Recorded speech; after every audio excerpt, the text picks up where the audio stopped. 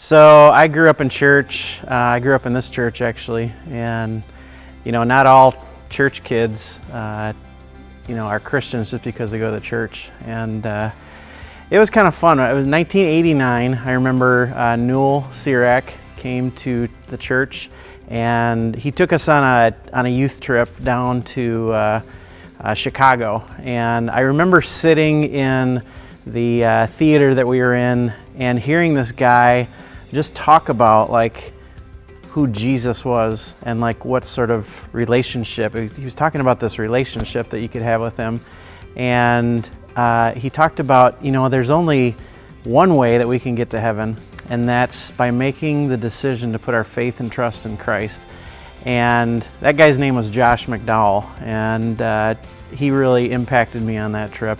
At the end of his talk, he was talking about just how he grew up, and he kind of grew up in a rough situation, a rough home. And I didn't really have that here. I didn't have a rough situation, but I was missing something in my life. I had a hole in my heart, and I made that decision at the end of his talk to put my faith and trust in Jesus Christ. I raised my hand and I walked down the aisle, and this will kind of date me a little bit, but DeGarmo and Key was playing up on the stage. This is a Christian band at the time, and I just remember walking down the aisle, and at the end of the aisle they had all these people that were there to pray with us, and they gave us the book of John, and I had that book for a long time. I think I still have that somewhere in my closet somewhere. But that was how I made my decision for Christ, and I've had a lot of opportunities since then,